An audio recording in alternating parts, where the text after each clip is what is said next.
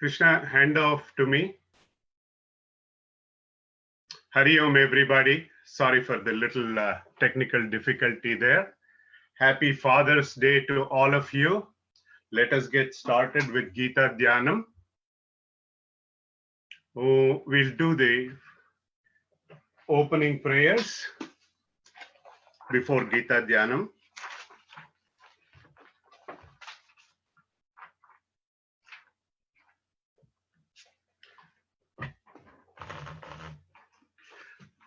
Shuklam Baradaram Vishnum Shashivarnam Chaturbhujam Prasanna Vadanam Dhyayet Sarva Vignopashantaye Vagishadya Sumanasah Sarvartana Mupakrame Yam Natva Kritakritya Syuhu Tam Namami Gajananam Vakratunda Mahakaya Koti Surya Samaprabha Nirvignam Kurume Deva Sarvakaryeshu Sarvada Guru Brahma Guru Vishnu Gurur Devo Maheshwarah Guru Sakshat Parabrahma Tasmai Shri Gurave Namaha Narayanam Namaskritya Naram Chaiva Narottamam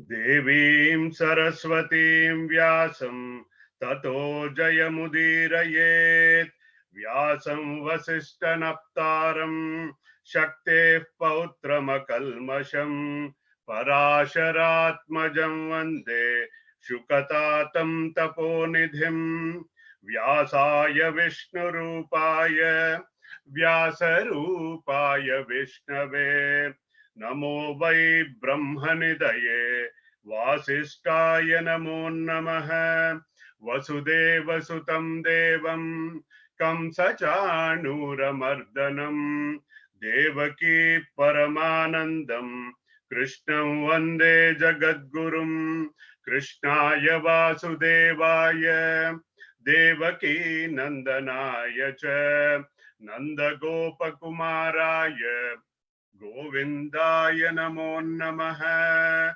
Sadashiva Samarambham Shankaracharya Madhyamam Asmadacharya Paryantam Vande Guru Paramparam Brahmanandam Paramasukadam Kevalam Jnanamurtim Dvandvatitam Gagana Sadrisham Tattvamasyadilaksham Ekam Nityam Vimalamachalam Sarvadhi Sakshi Bhutam Bhavatitam Trigunarahitam Sadgurum Tam Namami Sadgurum Tam Namami. We will do the first and the last shloka of Gita Dhyanam. Om Parthaya Pratibodhitam Bhagavatam Narayanena Swayam Vyasena Gratitam Purana Munina Madhye Mahabharatam Advaitam Rutavarshinim Bhagavatim Ashtadashadhyayinim Ambatva Manusandadhami Bhagavat Gita Bhavadveshini Yam Brahma Varunendra Rudra Marutaha Stunvanti Divyaistavaihi Vedai Sangapadakramopanisadaihi Gayantiyam Samagaha Dhyanavastita Tadgatena Manasa Pashyantiyam Yoginaha Yasyantam Navidussura Suraganaha Devaya Tasmai Namaha Devaya Tasmai Namaha Sarvadharman Parityajya Mamekam Sharanam Braja Aham Tva Sarva Papebhyaha Mokshayishyami Ma Shuchaha Samasta Jana Kalyane Niratam Karunamayam Namami Chinmayam Devam Sadgurum Brahma Vidvaram Sadgurum Brahma Vidvaram Yasya Sannidhi Matrena Sarve Shishyascha Sevakaha Karmakshetre Pravartante Chinmayam Tam Namamyaham Chinmayam Tam Namamyaham. Hari Om, everybody. A very happy Father's Day to all the fathers in the audience. Let me start off with the recap.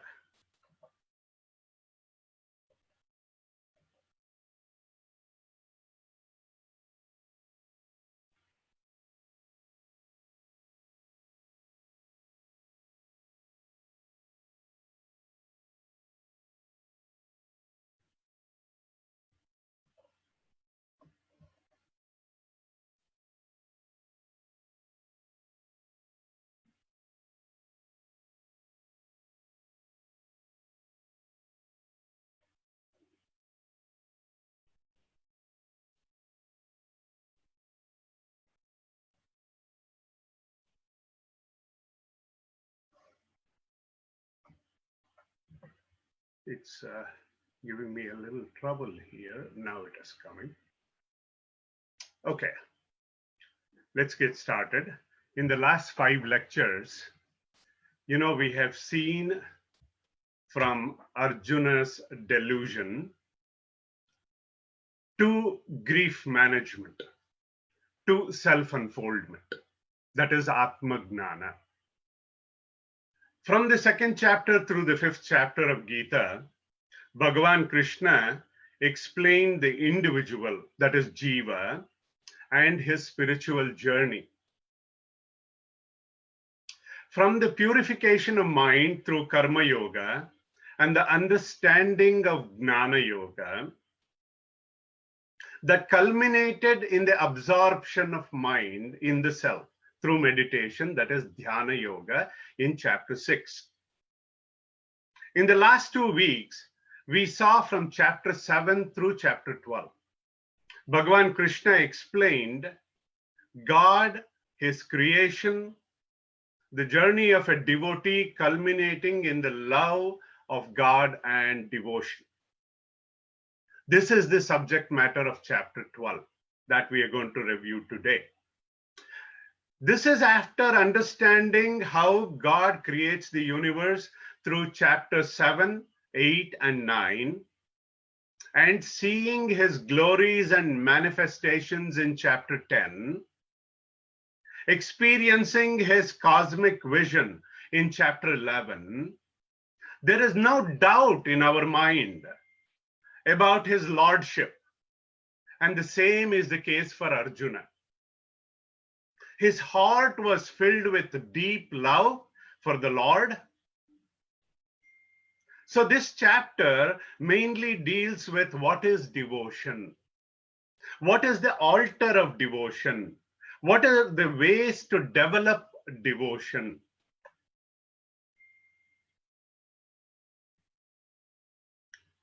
So when we start with what types of devotees, the characteristics of a perfect devotee, so we deal with a few B's. The Bhakti, Bhagavan, Bhakti sadhanas, and Bhakti lakshana. People's religious and cultural background usually determines their belief about God. So Arjuna asked Bhagavan, Arjuna uvacha yevam satata yukta ye bhaktastvam paryupasate ye chapyaksharam avyaktam teshanke yoga vittamaha. God has 2 aspects. One, without attributes and form. We call it nirguna nirakara. with qualities and form, that is Saguna Sakara. Here, Arjuna wishes to know which kind of devotee is better, a Nirguna Upasaka or a Saguna Upasaka. Let me explain this further, because there is a lot of misconception about Hinduism that we are idol worshippers, etc.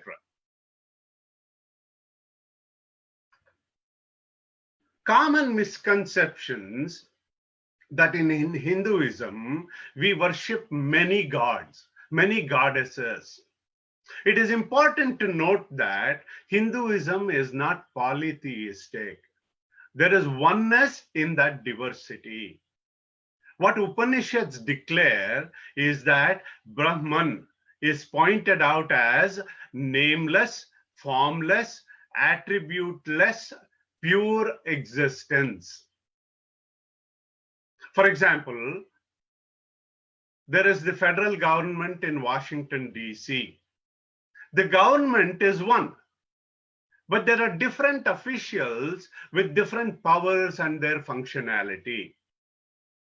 Similarly, the Supreme Brahman, acting through the creative power, is called the Creator, Brahmaji.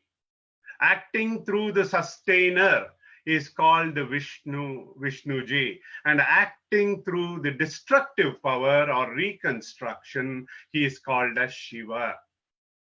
Ekam Sat Vipra Bahuda Vadanti. You know, there are 4 aspects to the divinity for our understanding. Let us take Lord Vishnu, for example. The absolute aspect of Vishnu is nameless, formless, attributeless reality. He is the origin of this creation. The second aspect of Vishnu as God, the creator, the sustainer, recycler of the world. The third identity of Vishnu, as he appears in different incarnations or avatars on earth, Rama, Krishna, Vamana, Narasimha, etc. The fourth aspect is the Ishtarupa, the form chosen by the devotee as his or her favorite for personal worship. Remember, we have freedom of worship and freedom from worship. In this aspect, Lord Vishnu is shown as often lying on the serpent Shesha Shayana, or standing on a lotus holding the conch, the mace, discus, and lotus in his 4 hands. Thus, Lord Vishnu, his first aspect is supreme reality, the cosmic form as the creator, the sustainer of the world. The third aspect is a particular incarnation. And the fourth, a particular form chosen by the devotee. These are the 4 aspects.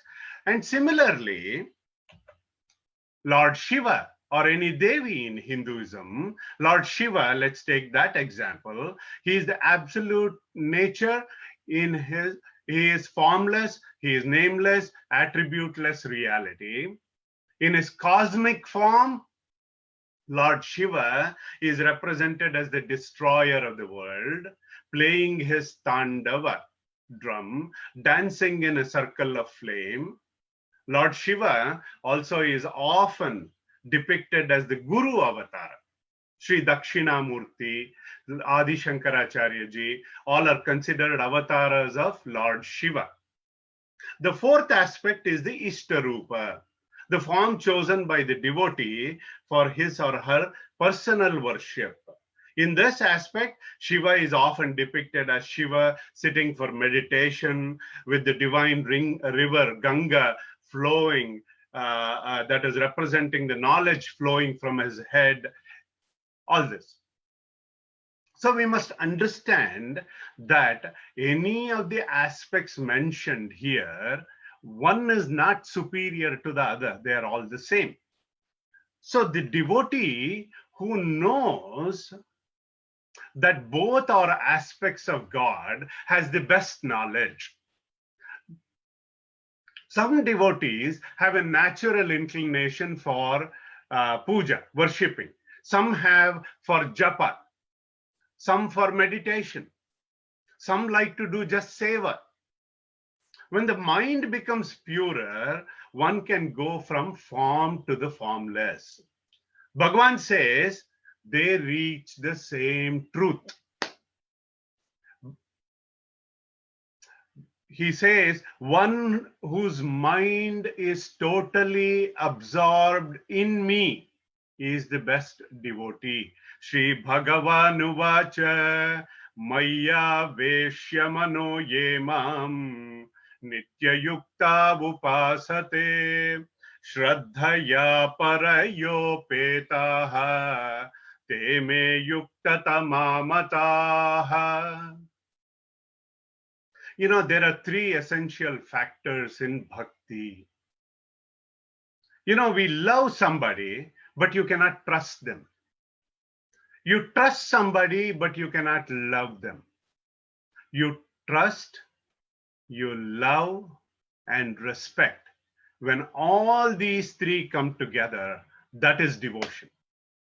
Our Puja Gurudev used to say, in all other forms of love, you say, you fall in love. Like the young boy says, I met this girl and I fell in love. But in bhakti, you rise in love. You raise in devotion. So the thought soaked in that kind of love for the Lord, fixing the mind on the Lord, he uses the word avesha for that supreme truth. So there is a humorous story. There was one Ganesha Upasaka. He was worshipping Lord Ganesha every day, but nothing was happening. He got fed up one day and he kept Ganesha's murtis on the side. He said, I'm not going to worship you anymore. I will worship your father. So he started a murti with Mahesha, Lord Shiva. Then during the puja, he lit a agarbatti. He said, Dhupamagrapayami. But the fragrance from the incense stick was going towards Lord Ganesha. He got so upset. He got up, took 2 cotton balls, and stuffed it in the murti around the trunk and said, you cannot take my incense. You cannot take the fragrance from my incense sticks, he said. Immediately, guess what happened? Lord Ganesha appeared before him. This devotee was so shocked and said, all these years I have prayed to you and nothing happened. How come now? He said, you finally felt that I was there on your altar. All these years, you were doing the puja mechanically with no bhava. That Shraddha was not there. Therefore, faith, Shraddha, is an important element in bhakti. Shraddhaya parayopetaha te me yuktatamamataha. Nitya yuktata, total steadfastness. That love for God, for God's sake. So Shraddha, Saint Augustine has the best definition of faith. Faith is to believe in what you do not see, but as a result of which you start to see what you believe in. Shraddha should not be blind belief. You know why? It gets shaken when there is a crisis. Blind belief is not subject to verification. There is no fanatism here. Faith is trust found on understanding. Our Puja Gurudev called Shraddha as belief plus understanding. An integrated mind and an integrated intellect brought together into play in Shraddha. Mind being the source of belief and intellect being the source of understanding. Guru Vedanta Vakyeshu Vishwasaha iti Shraddha. I have faith in the words of my Guru and in Vedanta. You know, it is like that faith in the doctor. I believe that he or she is doing the right diagnostics and have faith that the medicine he or she has given me is going to work. Then only you are cured of the disease. Here also, we have the chronic disease of ignorance.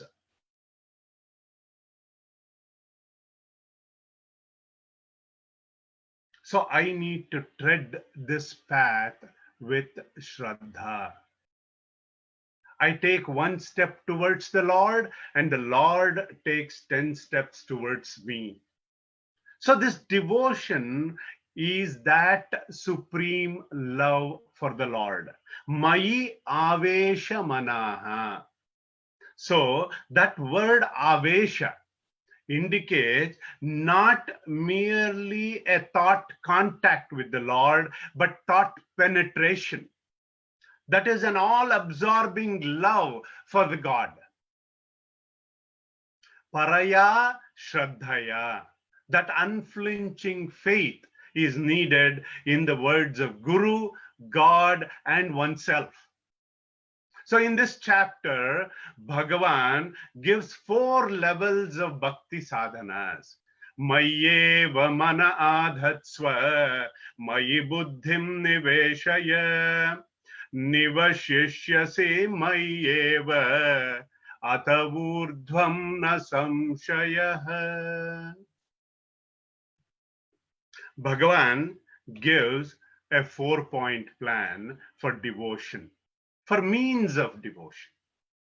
First, fixing the mind and intellect on the Lord alone. If one is unable to accomplish that, with repeated practice, abhyasa, one should train the mind to focus on the Lord.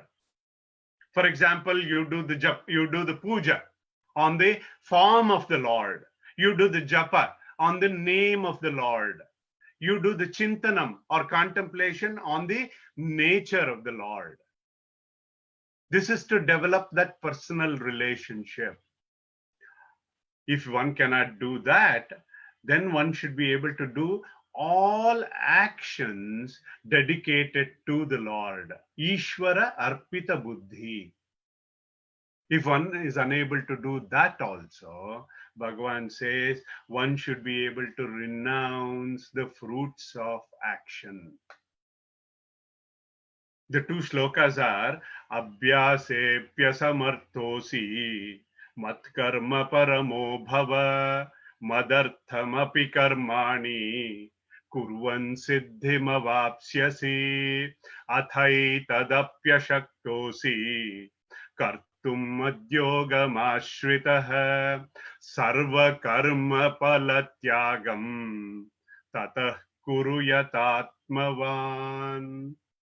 Here, Bhagavan gives more emphasis on practicing with understanding. Shreyohi gnanamabhyasat gnana dhyanam vishishyate. Meaningful doing is better than just mechanical practice.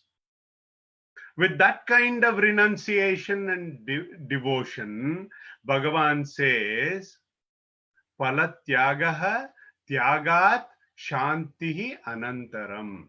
With this, there is peace and joy. Sacrifice for the sake of what you love becomes natural, like our father or our mother. They sacrifice so much for our sake. And when we become the parent, we do it naturally for our children. Love and sacrifice, they go together. Then Bhagavan gives the characteristics of a perfect devotee. This is a benchmark for other seekers like us.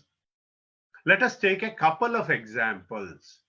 Adveshta sarva bhutanam maitrah karuna yevacha nirmamo nirahankarah samadukha sukakshami santushta satatam yogi yatatma drudha nischayah mayyarpita buddhihi yo madbhaktas same priyah.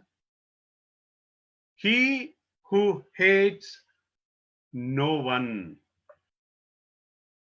Adveshtaha sarva bhutanam. He is friendly and kind. Maitraha, karunaha.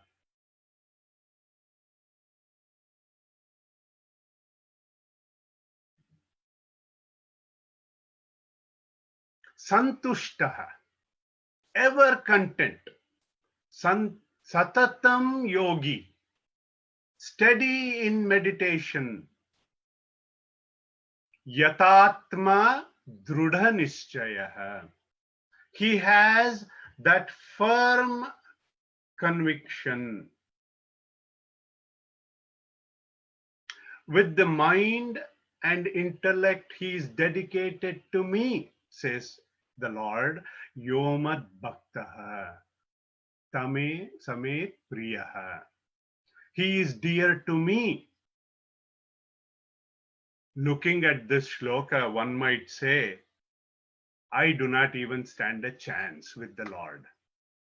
But you know, a little child, it is wandering around here and there, but has that faith that the mother is always there, somewhere around, that no harm comes to it.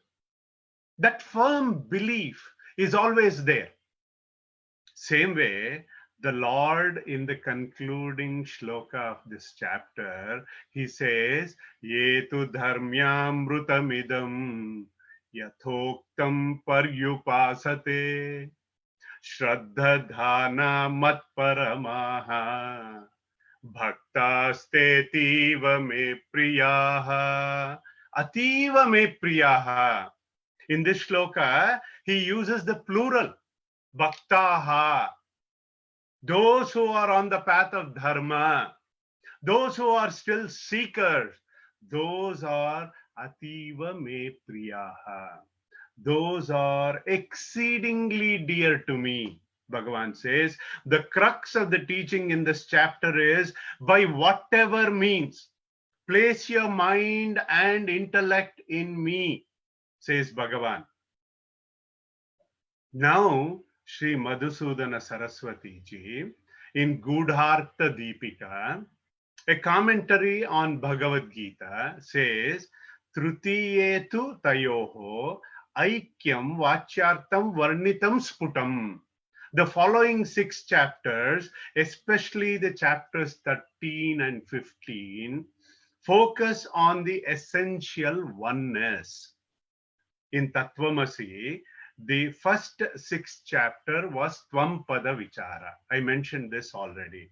7 to 12 was Tatpada Vichara.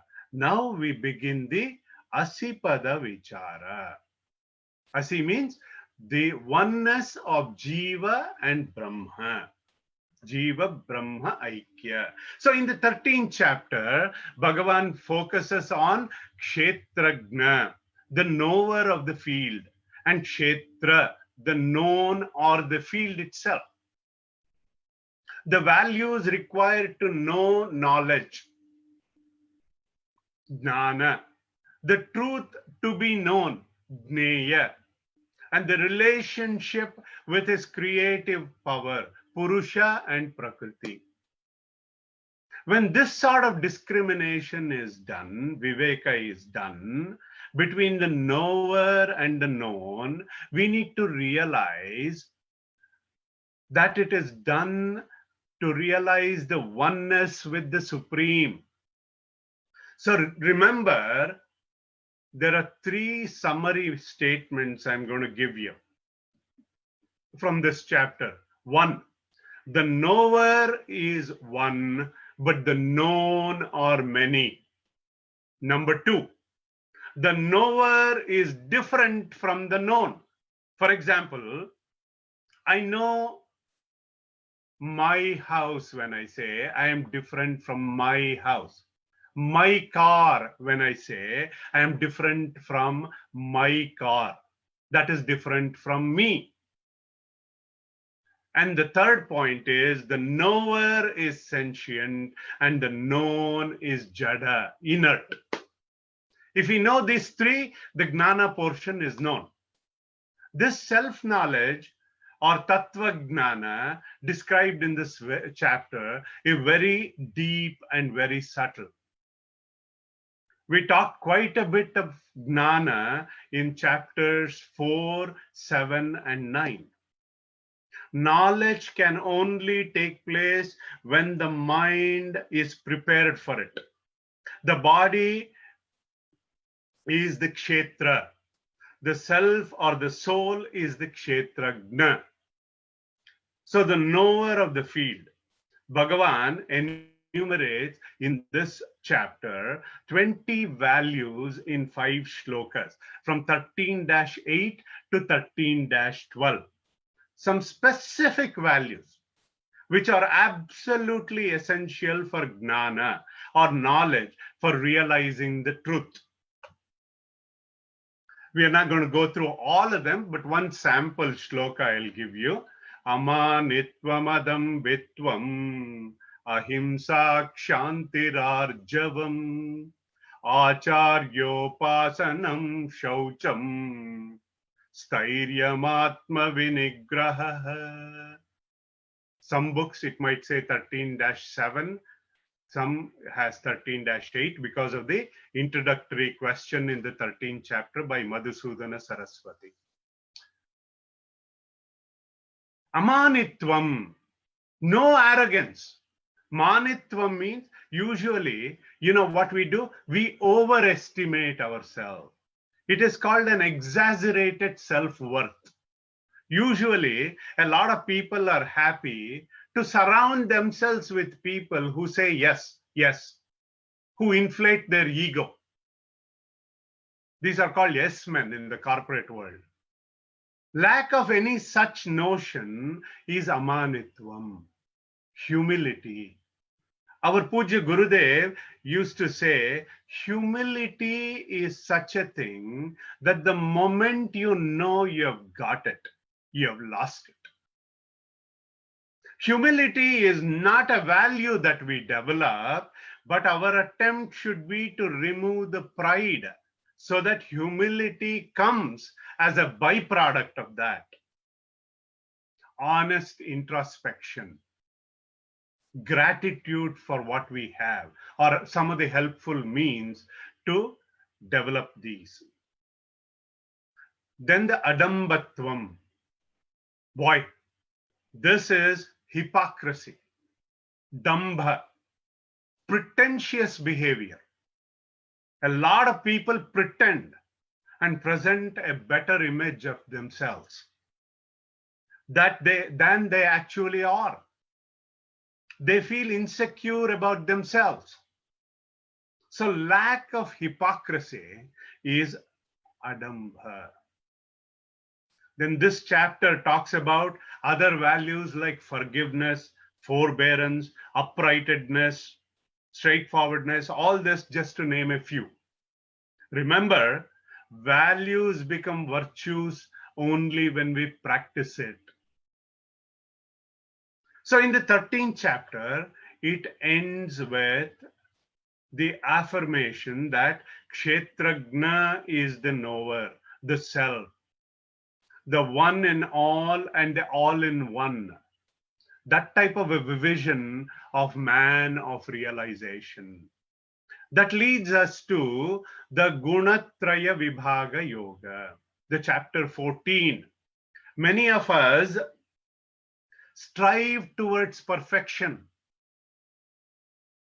A musician aims at a perfect pitch. A gymnast aims at a perfect balance.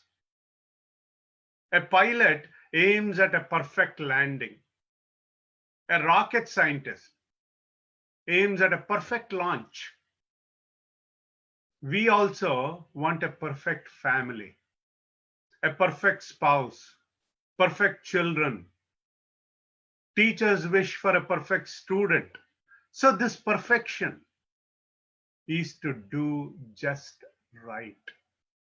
Bhagavan begins the 14th chapter with this perfection. Param siddhimato gataha. In this chapter, Bhagavan gives us a few tips how to achieve that perfect mind. The first step is to know your mind. Then tune our mind, and only that mind we will be able to transcend. The term guna used in this chapter of Bhagavad Gita indicates not the properties of a material, but the attitude with which our mind functions. Our Puja Gurudev used to call this psychological climatic conditions of the mind. Like they say, a tri-colored mind that influences the psychological behavior in us. These three gunas are Sattva for inactivity, Rajas for activity based, Tamas is inactivity. They say a picture is worth 1,000 words. So I thought I'll put the depiction of gunas in a picture. So let us start with Tamo Guna. Inertia, laziness, carelessness, negativity, dullness, delusion, fear, all these are characteristics of Tamo Guna. And the Rajas is always a hair-raising experience. Ambition, activity, excitement, passion, activities filled with haste, greed, stressful situation, all these are characteristics of Rajoguna. And Sattva, which we all aim for, is that love, balance, harmony and understanding, positivity and forgiveness, peace and awareness, clarity in thinking, discipline, all those are Sattva Guna examples. Sattvat sanjayate gnanam, rajaso lobha eva cha, pramada moha tamasah, bhavato agnanameva cha. So we need to train the mind in the right thinking. For this, what we have to do is to negate the negative thoughts. First, when we negate the negative thought that comes to our mind, we reject it immediately and totally. The second step, that is not enough. We need to substitute a positive thought for every negative thought. We need to flood our mind with creative ideas. This helps to keep the negative thought away from our mind with positivity and creativity. So when we do this self-analysis, at the end of each day, what we do, we have to do introspection. We need to practice this daily. At the end of the day, we need to stand apart, watch our thoughts, words, actions, emotions. We need to do an impartial review. This step is to be intellectually alert. This is called as detection. Once we have discovered these, our negative tendencies, we need to negate them. That is half the battle. And then you replace the negativity with positive part in our natural character. This is called as substitution. So, in this self-analysis, our Puja Gurudev used to say, introspect daily, detect diligently, negate ruthlessly, and substitute wisely. This will help us to grow steadily to become happy, free, and successful in every aspect of our life. And at the seat of meditation, we learn to use this mind to raise above the mind. Amrita Bindu Upanishad, the disciple asked the Guru, what is this mind that seems to give me endless troubles? How can I control it? Mano hidvividam proktam, shuddham cha ashuddham eva cha. Ashuddham kama sankalpam, shuddham kama vivarjitam. Manayeva manushyanam, karanam bandha mokshayoho, bandhaya vishaya saktam, muktair nirvishayam smrutam. As the thought, so is our mind.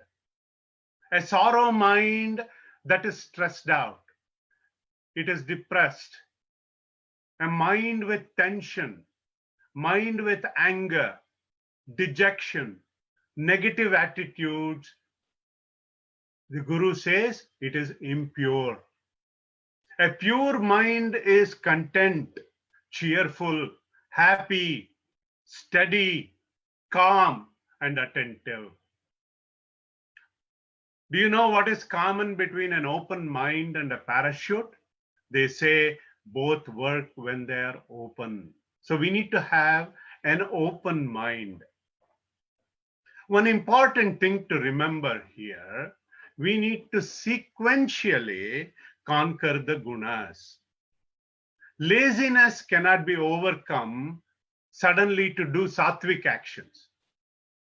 Initially, he has to be motivated, the one who is lazy, to do actions, to bring in discipline,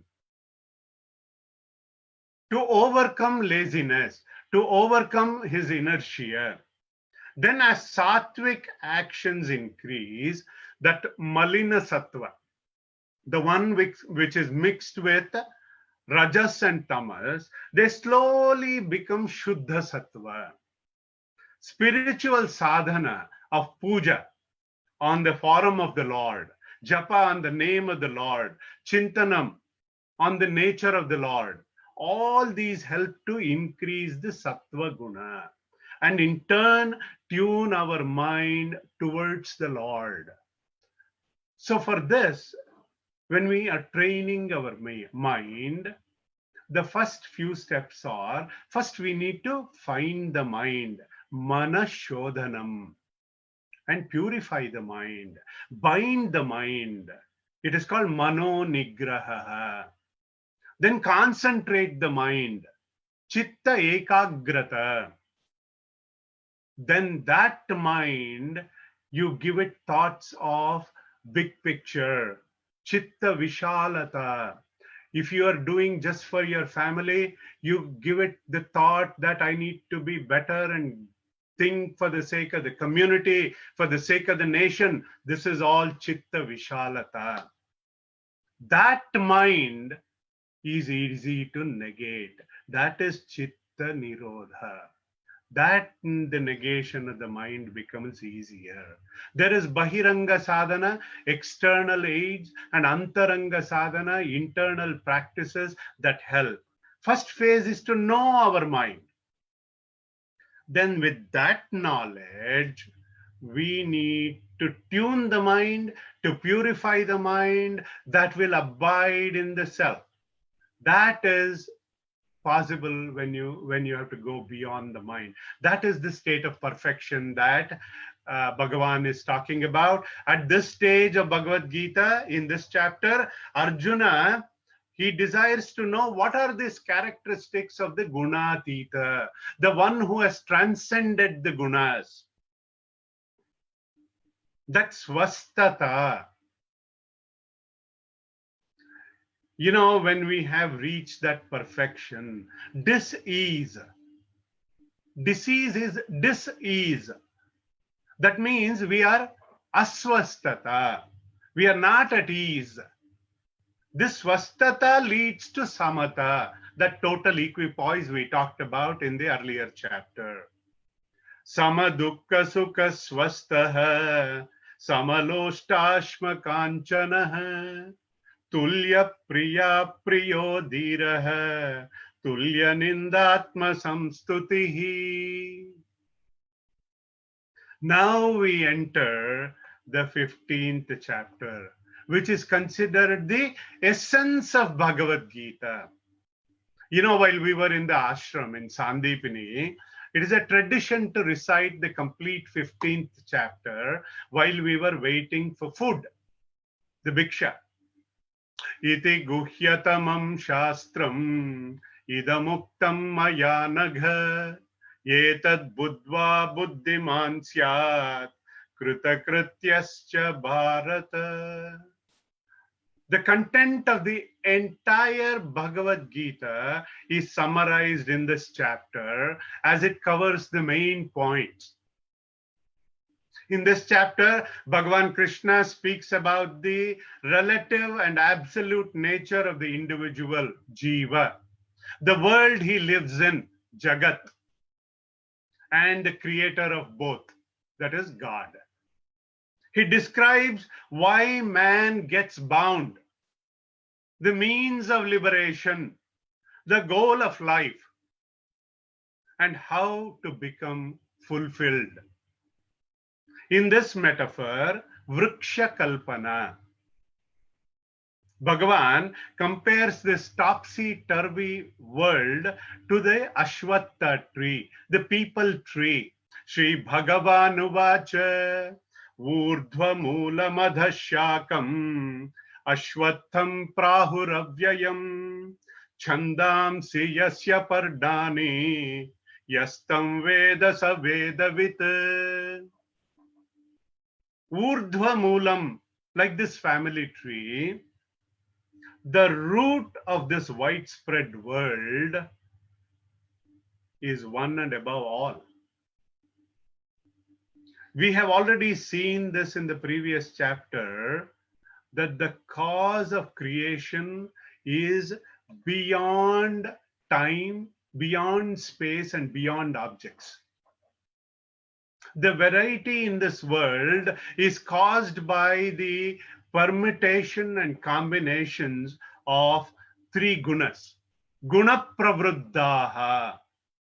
This Vriksha Kalpana in this chapter is a direct reference from Kathopanishad.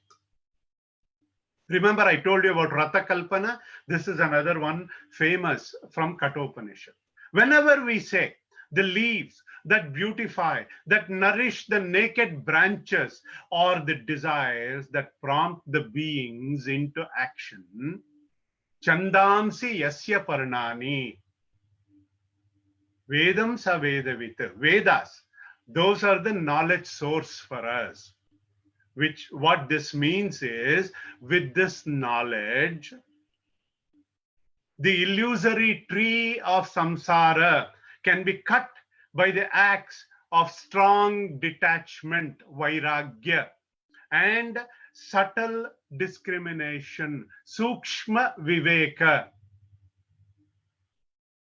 I should say subtle differentiation, because discrimination has a negative connotation in this country. So I want to use that for viveka. We think samsara has samsara, but and then when we immerse in it, we get burned. And when we inquire, we realize it has no sara, no essence. Shankaracharya ji in his Bhashya says, Kadali Garbhavat. Like that plantain tree. When you start peeling it, there is nothing in that trunk. I like the example of peeling the onion a little better, because when you're peeling the onion, it also gives you dukkam, tears. Ashwattamenam suvirudhamulam asanga shastrena drudhena chitva. When the fleeting, inert, sorrow-giving nature of this world is understood by the study of our scriptures, then only we start to seek the root, the ultimate cause, the truth behind this unreal, what we call as the route to your roots. Tameva chadyam purusham prapadye yata pravrittif prasrutas purani. O Lord, you are the origin of this world. From you alone, I and the world have come. I seek you. I take refuge in you. I surrender to you. This is the prayer of freedom. A man, he was rowing his boat in the dark and kept on rowing. In the morning, he discovered that he was still on the same shore because the boat was anchored. That is what we have been doing with our worldly attachments. We are rowing and rowing, running around, but going nowhere. So to see the roots, what we need is nirmana moha jita sanga dosha adhyatma nitya vinivritta kamaha dvandvair vimukta sukha dukkha sangnaihi gacchantya muda padamavyayam tat. We need freedom from pride, mana apamana, delusion, moha, freedom from attachment, sanga dosha. We need to be dwelling constantly in the self, adhyatma nitya. Vinivritta kamaha, absence of desires.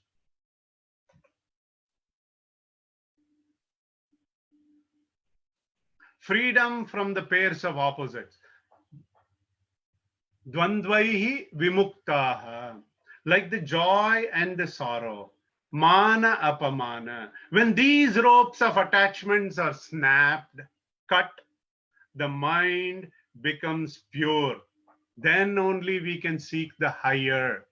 Then you reach Tadhama Paramam Mama, my supreme abode.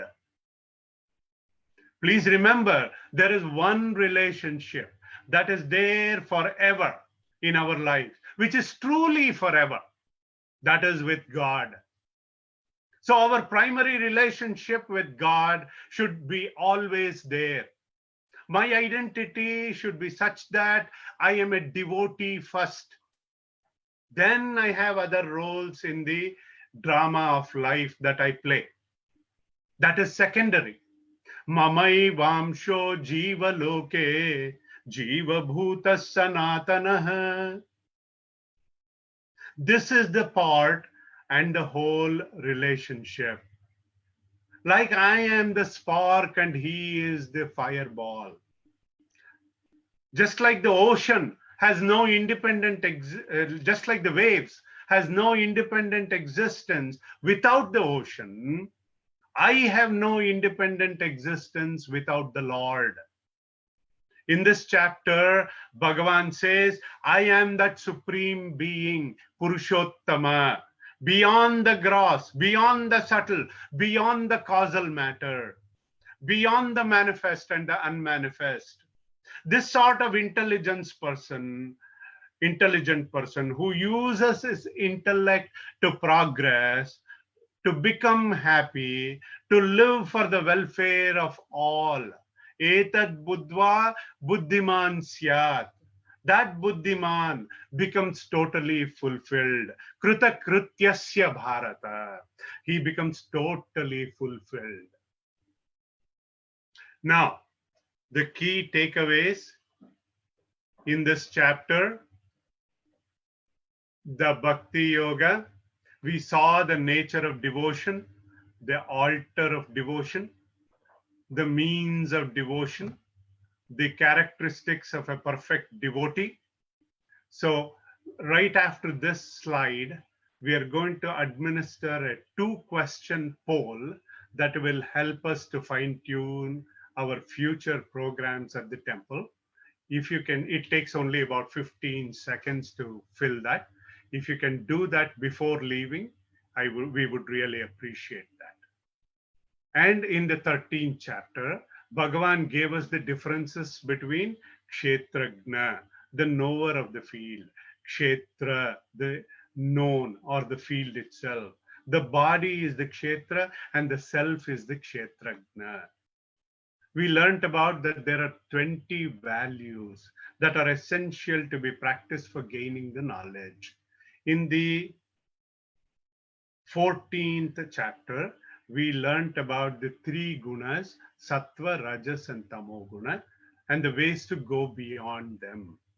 In the 15th chapter, we just saw the description of samsara, an illusory tree with God as its roots, simply to mean that this tree of samsara can be cut asunder to know God as our roots.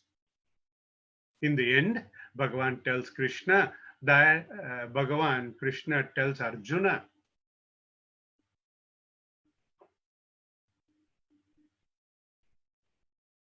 that self-knowledge,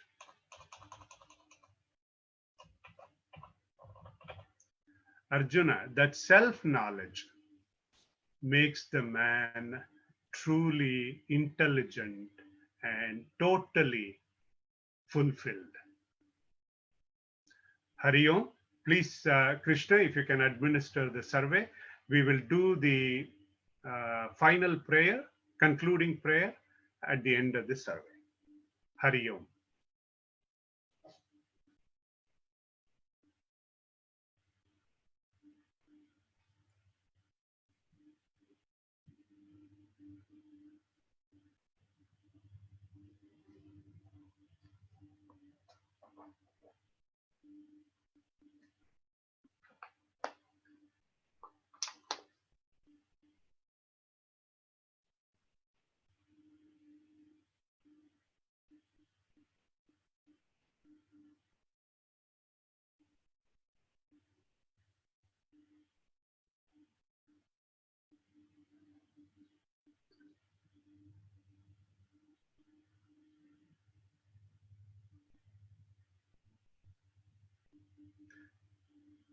Om Purnamada Purnamidam Purnat Purnamudachyate Purnasya Purnamadaya Purnameva Vashishyate.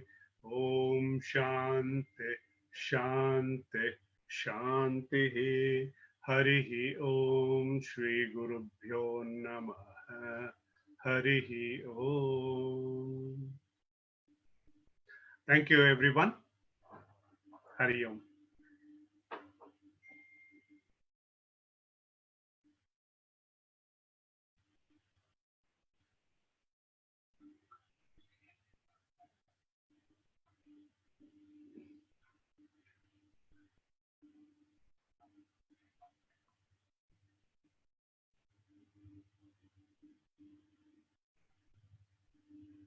Like last time, if there are any specific questions, you can send it through the chat panel.